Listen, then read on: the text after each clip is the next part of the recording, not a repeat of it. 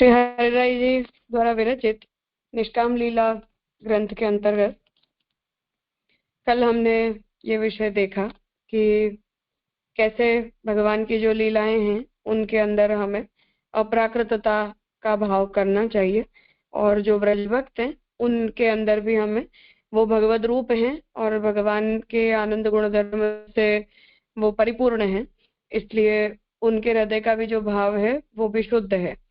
इसलिए भगवान उन भक्तों के भावों को जब स्वीकार रहे हैं और उन्हें फल प्रदान कर रहे हैं, तो भगवान अपने स्वरूपानंद रूपी लीला का ही विस्तार कर रहे हैं या उसी ब्रज भक्तों के साथ शेयर कर रहे हैं, जिसे हम आत्मरति कहते हैं। ऐसा हमें मानना चाहिए। और फिर आगे जो पूर्व पक्षी ने ये बात कही कि हमारी तरफ से तो सिद्धांततः ये बात ठीक है, पर जैसे हम आधुनिक समय में देख रहे हैं, पुष्टि मार्ग के इतिहास में हम कहें तो पिछले 100-125 सालों से हम जो विकृति देख रहे हैं कि हमारे ही संप्रदाय के लोगों ने, आचार्य वर्ग ने खुद ही भगवान की इन लीलाओं को अपने काम भाव की पूर्ति के लिए मिस इंटरप्रेट करना शुरू किया, जिसका बड़ा परिणाम हमें लाइबल केस में दिखाई दिया, और फिर अद्यावधि वो चीजें अब तक भी रुकी नहीं है। तो लोग तो जैसे हैं वो ऐसे ही हैं, इसलिए पूर्व पक्षी ने ये कहा कि लोग तो उसे श्रृंगार रसात्मक देखकर और भगवान की उन लीलाओं के बारे में विपरीत बुद्धि तो करेंगे ही करेंगे। तो उसके उत्तर के रूप में महात्म्य ज्ञान पूर्वक हमें भगवत चरित्रों का अनुसंधान करना चाहिए। ये बात हरिराय जी ने कही कि हमें क्योंकि प्रभु के स्वरूप का ज्ञान नहीं होता है, इसीलिए प्रभु की उन लीलाओं का भी बोध हमें नहीं हो पाता, और प्रभु की उन लीलाओं को जो है वो हम मिस इंटरप्रेट कर जाते हैं। हम प्रभु की उन लीलाओं के तात्पर्य को समझने में सक्षम नहीं होता। तो इसलिए भगवत महात्म्य का बोध प्राप्त करने के बाद ही हमें भगवत लीलाओं का श्रवण या चिंतन करना चाहिए, कि जिससे ऐसी कोई विपरीत बुद्धि हमारे में उत्पन्न न हो। और इसीलिए सुखदेव जी जैसे जो जीवन मुक्त हैं, उन्होंने भी अपनी ज्ञान निष्ठा को छोड़कर और भगवान की उन लीलाओं का आनंद उठाया है। और अंत में वो भी यही उपदेश देते हैं कि भगवान की रास पंचाध्यायी की जो लीला है उसे हमें लौकिक काम भाव परक न समझकर उसमें अलौकिकता को हमें समझना चाहिए। इसलिए अब यहाँ उस विषय में प्रमाण उपस्थित कर रहे हैं जो सुखदेव जी ने कहा है, वो कि विक्रीडितम ब्रजवधूभिः इदं च विष्णोः श्रद्धान्वितो न शृणुयाद अथ वर्णयेद्यः भक्तिं परां भगवती प्रतिलभ्य कामं हृद्रोगमाश्वपहिनोत्यचिरेण धीरः। ब्रजवधू गण के साथ भगवान के द्वारा की हुई विशेष क्रीड़ा रूप चरित्र को जो भक्त श्रद्धावान होकर भली भांति जहाँ इसका वर्णन किया जाता हो उसे सुने, अथवा तो वह स्वयं ही उसका वर्णन करे, तो वह भक्ति को प्राप्त करेगा। रास पंचाध्यायी की लीला के श्रवण, कीर्तन और स्मरण, इन तीनों के ही फल का वर्णन सुखदेव जी ये कर रहे हैं कि उससे उसके हृदय में निर्गुण भक्ति प्रकट होगी, और जो कीर्तन करेगा उसमें भी, श्रवण करेगा उसमें भी। इसमें वर्ण आदि का भी कोई नियम नहीं है। ब्राह्मण क्षत्रिय को भी हो, वह भी भगवान में भक्ति और वह भी उत्कृष्ट भक्ति को प्राप्त करता है। वह भक्ति हृदय में स्थिर होने के बाद हृदय का भयंकर व्याधि हृदय रोग ऐसा जो काम उसे तत्काल दूर कर देता है। जो काम पहले हृदय में प्रविष्ट होकर बार बार हमें अड़चने पैदा करता था तथा उत्तम वस्तु का तत्काल बाद उत्पन्न करता था, उसे यह भक्ति वहां से दूर करती है। तो जो काम है वही दोष है, और काम रूप जो दोष है वही हमारे हृदय में, हमारे हृदय के अंदर भक्ति को, भगवत चरित्र को प्रकट होने नहीं देती, या हमारे हृदय में प्रकट हुई भक्ति के अंदर बाधा उत्पन्न करती है। तो प्रभु के इस चरित्र का श्रवण करने से हमारे अंदर भक्ति सिद्ध होती है और काम भाव निवृत्त होता है, मतलब भक्ति के जो भी व्यावर्तक धर्म सब निवृत्त होते हैं। यह सब कुछ मात्र इस चरित्र के श्रवण से ही सिद्ध होता है। उसके बाद पूर्व की वासना के कारण किसी समय यदि काम उत्पन्न हो भी जाए तो उसका श्रवण करने में वह समर्थ हो जाता है। तो मानो पूर्णतः वो काम निवृत्त न भी हुआ, फिर भी यदि वो काम हमारे अंदर थोड़ा बहुत बच भी जाता है, तब भी उस काम को भी निवृत्त करने की क्षमता हमारे अंदर आ जाती है, हमारे अंदर उसे दूर करने का सामर्थ्य जो है वो प्रकट होता है। वह कुछ ही देर में उसका शमन कर सकता है। अतः इस चरित्र को उसके अभिप्राय सहित पढ़ना सुनना चाहिए, उसके गहन रहस्य को समझते हुए सुनना चाहिए और उसके गहरे मर्म को समझना चाहिए। अर्थात कि बोधनी के द्वारा जब हम महाप्रभु जी के वचनों से भगवान की लीला के तात्पर्य को समझते हैं तो हमारे मन में ऐसा कोई अन्यथा भाव उत्पन्न नहीं होता, पर हमारे अंदर उन भागवत के शब्दों के द्वारा ही इतने गूढ़ तात्पर्य को समझ पाने की शक्ति नहीं आ जाती है। तो केवल शब्द ज्ञान से नहीं हो पाता है, पर भावार्थ को, तात्पर्य को समझाने वाले जो आचार्य हैं उनकी वाणी का अनुसंधान करने से हमें प्रभु की लीलाओं का वो रहस्य समझ में आता है। श्री सुखदेव जी के रास पंचाध्यायी के अंतिम वचन से स्पष्ट होता है कि भगवत चरित्र सुनने से, उसके अभिप्राय को समझने से काम का उद्बोध होना तो दूर की बात है, परंतु हृदय को छील छील कर खा जाने वाला महाभयंकर रोग रूपी वह विषैला कीड़ा काम दूर हो जाता है। वह कभी भी वहां पर अपना स्थान नहीं बना सकता है।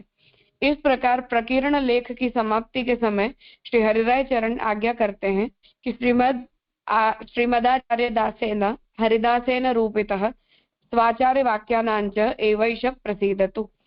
श्रीमदाचार्य महाप्रभु के दास हरिदास के द्वारा आचार्योक्त वाक्यों का यह अर्थ किया गया है, अतः वे इससे प्रसन्न हों।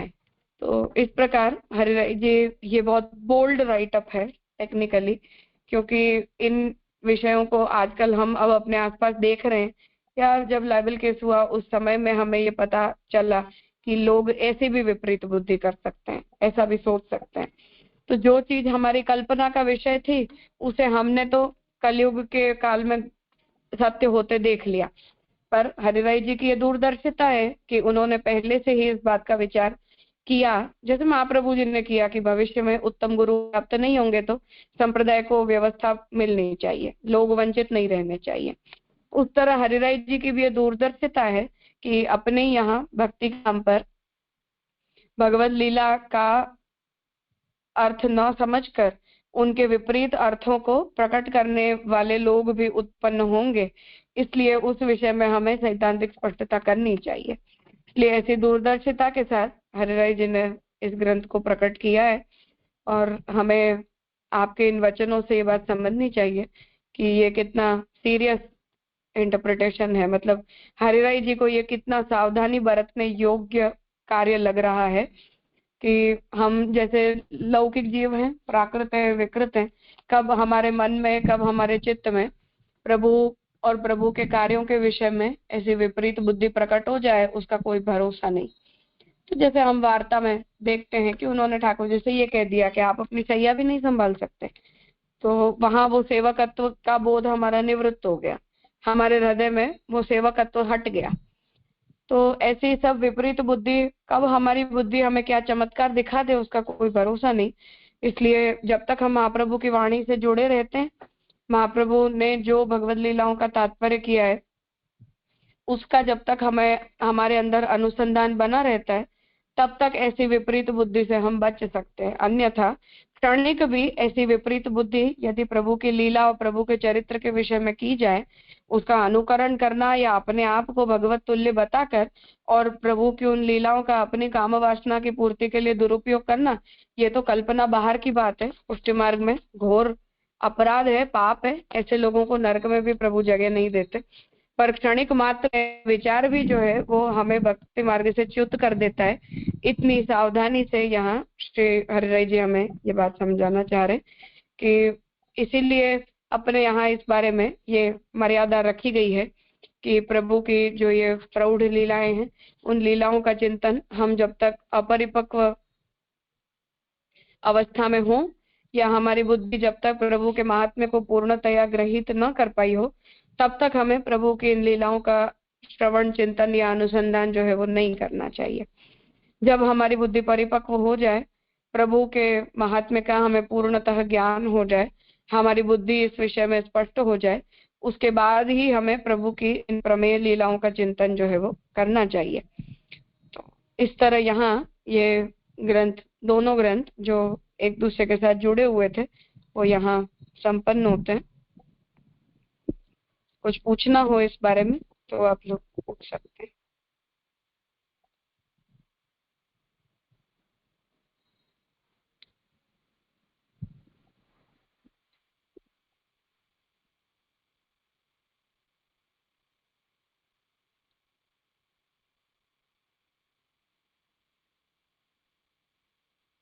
हाँ प्रणव भाई।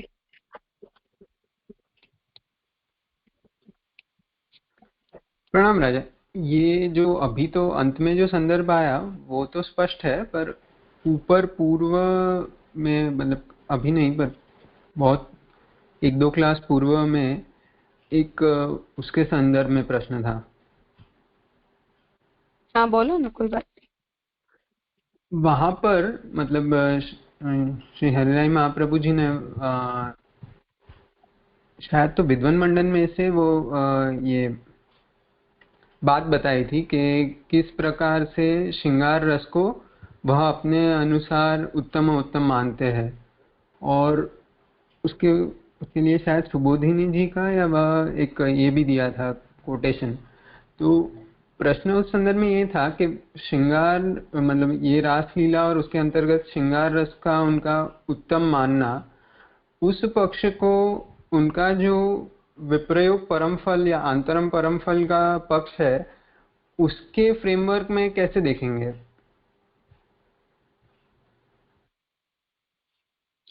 फिर से। आ, हाँ मैं वो कोटेशन के साथ बता रहा हूँ, ये पेज नंबर 66 पर, वहाँ पर उन्होंने ये बात बताई है कि श्रीमद् प्रभुचरण वृंदावन सखी श्लोक के विवरण में ऐसी आज्ञा करते हैं कि परिचय कराने वाली तो लीला ही है, प्रभु सर्व रस रूप है, रस अनेक प्रकार के होने से उस रस एवं स्वरूप की पहचान कराने वाली लीलाएं ही हो सकती है। ऐसी ऐसी लीलाओं से उस रस रूप स्वरूप का परिचय हो सकता है, अतः लीला ही परिचय कराने वाली है। यह श्री गुसाई जी की युक्ति अत्यंत ही सुंदर है। तो यहाँ पर मतलब जो संदर्भ आ रहा है वहां पर वह इस लीला से या श्रृंगार रसात्मक लीला से प्रभु की लीलाओं का परिचय होता है, और उनके संदर्भ से वह सभी रस के उसमें जैसे रस का राजा कहाँ है, तो वो संदर्भ में वह बात बता रहे हैं। तो मुझे स्पष्ट ये शंका ये थी कि वो वहां पर जैसे रासलीला का भी यहाँ पर पूर्व में बात आई थी कि प्रभु ने जैसा स्वरूप वहां पर उद्घाटित किया है वैसे अन्य नहीं किया है। तो वो बात को जब आंतरम परम फलम या विप्रयोग परम फल है उस संदर्भ के फ्रेमवर्क में उस उस श्रृंगार रस के उद्घाटन को सबसे मुख्य मानना, उन दोनों बात को कैसे समन्वित करेंगे? मतलब कि वहां जो आत्मरति प्रदान कर रहे हैं, तो हम्म। एक एक गोपी बिच बिच माधो, ऐसा जो हम वहां देख रहे हैं, वहां गोपियों ने अपने स्वरूप को तो भगवान में डाइल्यूट कर दिया है। इसलिए जो ऐसा निरोध उनका भगवान में हुआ है, वो निरोध आंतर और बाह्य का एकत्व है। तो जैसे धारणा ध्यान और समाधि की प्रक्रिया में, योग में हम जिसका ध्यान करते हैं, वही समाधि की अवस्था में हम उसी स्वरूप में एकाकार हो जाते हैं। तो उसे योग मार्ग की प्रक्रिया में वृत्ति की सारूप्यता बताई गई है। तो वृत्ति की सारूप्यता का मतलब है कि अगर मैंने समाधि की अवस्था में अपने चित्त को भगवान के अंदर एकाग्र किया या भगवान के अंदर लगा दिया, तो मेरी जितनी भी इंद्रियगत वृत्तियां हैं या मन बुद्धि अहंकार आदि की वृत्तियां हैं, वो सब वृत्तियां हमारे चित्त के द्वारा ध्येय विषय के साथ सारूप्यता को प्राप्त करती है। वो वृत्ति सारूप्यम इतरत्र, ये वहां पतंजलि में योग सूत्र में आता है। तो वृत्ति सारूप्यम इतरत्र मतलब कि समाधि की अवस्था में हमारी वृत्तियों की सारूप्यता होती है। तो ऐसी सारूप्यता को रास क्रीड़ा के रूप में समझाया गया है। तो ये आंतरंतु परम फलम का ही अनुभव है, ऐसा हरिराय जी का इंटरप्रिटेशन है कि मैं समाधिस्थ तो आंतरिक भाव से हुई हूँ, मतलब मेरा चित्त कृष्ण प्रवण है, और वो चित्त जब कृष्ण प्रवण है तो उस वजह से, जैसा हम उसमें वो गोकुल की पनिहारी वाले कीर्तन में देखते हैं कि उन्होंने जब अपने गागर को नीचे रखा तो अपनी गागर में उन्हें अपने दही दूध के अंदर भी ठाकुर जी के दर्शन हुए और वो मूर्छित होके गिर। ये आंतरंतु परम फलम का एग्जीक्यूशन है, तो वो रासलीला है। जी। तो फिर वहाँ आंतर परम फल के अंतर्गत भी मुख्य अनुभव वापस श्रृंगार रस का है, वैसे कोरिलेशन होगा। हाँ, मतलब भक्ति का श्रृंगार डेफिनेटली। तो ऐक्य होने के बाद भी अच्छा वो रस रूपता वहां पर कायम है, जैसे मुनियों को भी मोक्ष के बाद अभिलाषा है, उसी संदर्भ से। हाँ, तो अंतर्निष्ठ हो चुके हैं, इसलिए अब मुझे हर जगह भगवान दिखाई दे रहे हैं। तो हर जगह जब मुझे भगवान दिखाई दे रहे हैं तो वो बाह्य संयोग नहीं है टेक्निकली, मतलब आंतर रहित बाह्य संयोग नहीं है, कहने का मतलब ये संयोग है, इस बात से कोई प्रॉब्लम नहीं है, पर आंतरनिष्ठ होने के बिना जो संयोग होता है वो फल नहीं है, ये तात्पर्य बनेगा। जैसे हम सब हैं फॉर एग्जाम्पल, तो अब सेवा के समय हमें बाह्य संयोग भगवान का मिलता है, पर भगवान हमारे हृदय में स्थित है नहीं है, अंतर्निष्ठा तो है नहीं हमारी, तो भगवान अंतः स्थित नहीं हुए अभी पूर्ण रूप से, केवल बाह्य संयोग है। तो बाह्य संयोग तो जब तक सेवा का अवसर होता है तब तक रहता है, या हमारा मन भी भगवान में हो तब तक रहता है। जब सेवा का क्रम संपन्न हो जाता है उसके बाद तो भगवान और हम दोनों में संयोग तो है नहीं। तो हरिराय जी को वस्तुतः संयोग से विरोध नहीं है, पर हरिराय जी का ये तात्पर्य है कि वो अंतःनिष्ठ होकर जब संयोग होता है तो वो फल होता है, अकेला अकेला संयोग फल नहीं है। इसलिए आंतर की मुख्यता और संयोग की आंतर के कंटेक्स्ट में गौणता, इस तरह से हरिराय जी के मत को हमें समझना है। सर्वथा संयोग की आवश्यकता ही नहीं है, ऐसा आपका ओपिनियन नहीं। पर जो आंतर स्थिति है उससे ये होता है, जो हम आस्करण राजा के उदाहरण में देखते हैं कि वो अपने घर से निकल चुके हैं, देहानुसंधान है नहीं, और बाह्य स्वरूप की सेवा की या शारीरिक क्रियाओं की कोई उपलब्धि नहीं है, फिर भी उन्हें कोई भगवान का विप्रयोग नहीं हो रहा है। तो इस तरह हरिराय जी ये बात बताते हैं कि आंतरंतु परम फलम, मतलब कि भगवान जब आस्करण राजा के हृदय में स्थिर हैं तो अब वो कहीं भी हो उससे कोई फर्क नहीं पड़ेगा, सर्वत्र उन्हें भगवत अनुभूति है ही। तो इस तरह गोपियों को भी रास की क्रीड़ा के समय जो प्रत्येक में परस्पर भगवत अनुभूति हो रही है वो सारूप्य वृत्ति में तरत्र वो वाली स्थिति है, और वो समाधि के बाद की अवस्था की तरह निरोध के बाद की अवस्था, फल निरोध के बाद की अवस्था, इसलिए उन्हें सर्वत्र भगवत अनुभूति हो रही है। उसमें बाह्य स्वरूप की अपेक्षा भी नहीं है, जो बात हम वेणु गीत के अंदर देख ही रहे, सॉरी भ्रमर गीत के अंदर देख रहे हैं कि प्रभु जब उपलब्ध नहीं भी है, मतलब बाह्य स्वरूप से प्रभु अंतर्ध्यान हो गए, तो भी वो निरोध के परिणाम स्वरूप उन्होंने प्रभु की उन लीलाओं का अपने अंदर अनुसंधान करके और उनका अनुकरण करना शुरू कर दिया। तो वो जो अनुकरण जब वो कर रहे हैं तो वो विप्रयोग की अवस्था में नहीं किया जा रहा है, पर वो आंतर संयोग, मतलब वो विप्रयोग की जो तीव्र अवस्था है वो आंतर संयोग के तुल्य ही है, और वो उस अवस्था के अंदर भगवान के साथ एकत्व की अनुभूति कर रहे हैं, जिस वजह से उन लोगों ने प्रभु की उन लीलाओं का अनुकरण करना शुरू किया है। तो उस स्थिति के अंदर बाह्य स्वरूप उपलब्ध है चाहे न है, उससे भक्त को कोई ज्यादा फर्क नहीं पड़ेगा, जैसे आस्करण राजा को कोई मेजर डिफरेंस नहीं है। तो उन्हें ऐसा नहीं लग रहा कि अरे मेरी सेवा छूट गई, तो सेवा छूटने जैसा कुछ है ही नहीं, आप फॉर एवर सेवा में हो, ऑल द टाइम आप चेतस्तत् प्रवणम सेवा वाली स्थिति में हो। इसलिए हरिराय जी उसे फल बता रहे। और हम जैसे अगर ये कहते हैं कि नहीं नहीं हमें तो जो बाह्य संयोग हो रहा है वो फल है, तो वो तो हम भी समझ रहे हैं ना कि वो मीनिंगलेस है उस तरह से।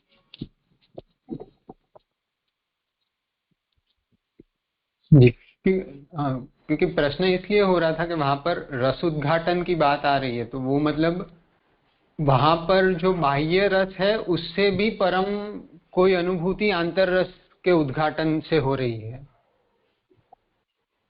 रास हाँ के। हाँ, मतलब वो उसके बिना नहीं हो सकती है।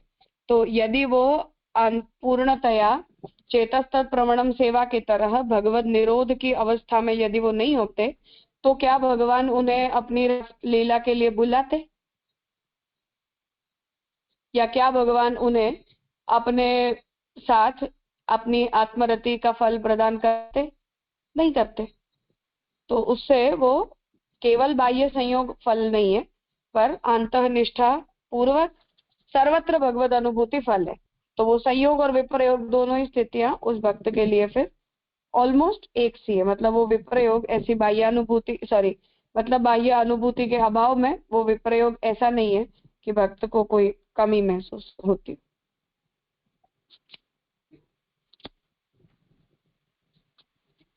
जी राजा, क्योंकि ये जो भ्रमर गीत का प्रसंग आपने कहा, तो मतलब उनके मतानुसार ऐसे देखे तो बहुत बार ऐसा अनुभव होता है कि वो उत्कृष्ट फल रूप होगा वैसा मत आ रहा हो,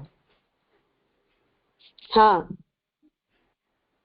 पर वो मतलब सिद्ध, वहां पर भी सिद्ध अवस्था है और यहाँ पर भी सिद्ध अवस्था है, पर रस की परिपूर्णता वो रास के दोनों पक्ष के साथ होने से तभी है। और भ्रमर गीत में वो सिद्ध क्योंकि वो अनुभूति हो चुकी है, इसलिए आगे जाकर वहां पर वो रस ऐसा स्थित है कि वो भी फल रूप ही है। हाँ।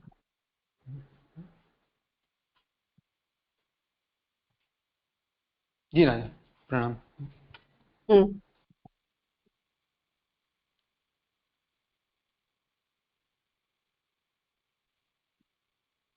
और कोई है?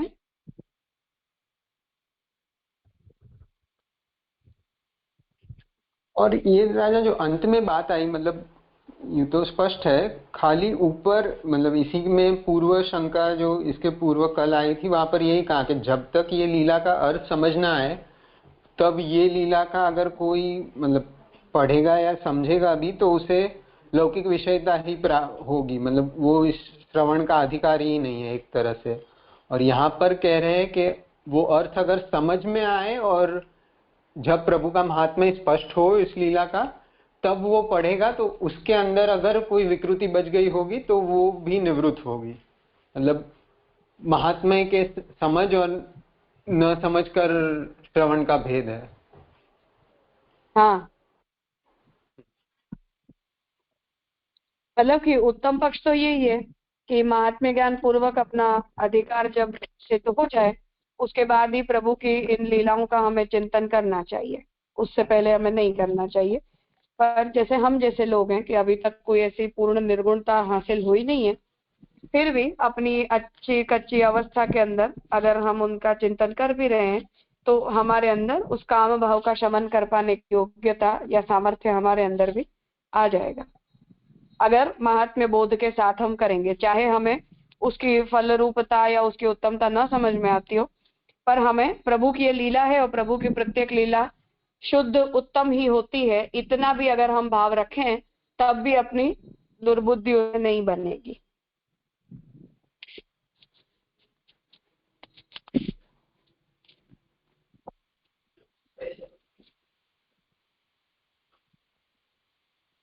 जी राजा, स्पष्ट हुआ। बहुत महत्वपूर्ण ग्रंथ है, मतलब इसका ना इतना, यद्यपि प्रवचन आदि हुए हैं पर फिर भी ये इतना चर्चित नहीं है, वरना ये जितनी अच्छी संदर्भ से यहाँ पर जो टीका में अनुवाद करके समझाया है, इसका अधिक से अधिक उद्घाटन होना चाहिए जो विकृतियां हुई है उसके लिए। सही बात है। समस्या यही, मतलब मैं वही कह रही हूँ कि हम अभी के लिए चलो मानकर चले कि कम से कम हरिराई जी के सामने सामने जब महाप्रभु जी की चौथी पांचवी जनरेशन आई है तब तक ऐसी कोई विकृत बुद्धि किसी में नहीं आई होगी, पर भविष्य के काल में ऐसा हो सकता है। ये देखकर इतनी दूरदर्शिता से हरिराई जी ने इस बात को लिखा है कि इस विषय में कोई आधुनिक व्यक्ति को स्पष्टता करने की कोई गुंजाइश बच ही ना जाए, तो हमें इस बारे में कुछ ज्यादा अलग से कहना पड़ेगा, या हरिराई ने जितने स्पष्ट शब्दों में कहा है उससे ज्यादा स्पष्ट शब्दों में हमें कहने की कोई जरूरत ही नहीं पड़ेगी कभी भी। इससे ज्यादा क्लैरिटी और कौन क्या कर सकता है, इससे ज्यादा साफ शब्दों में और कोई क्या बोल सकता है।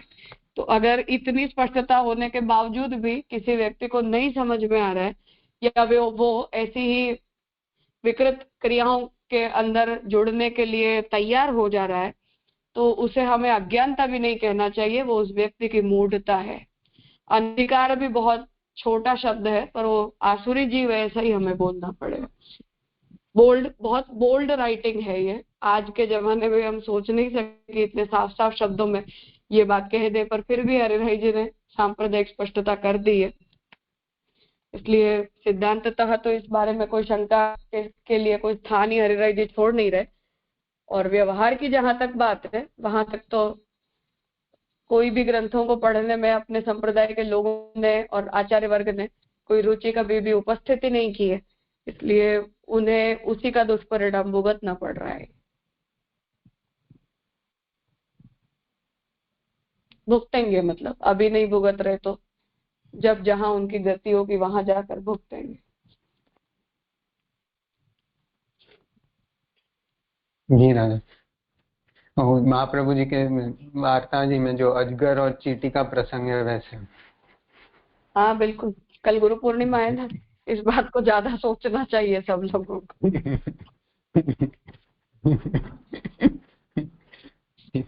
प्रणाम राजा। ठीक है, तो आज यहाँ रखते हैं, आगे का ग्रंथ हम कल प्रारंभ करेंगे।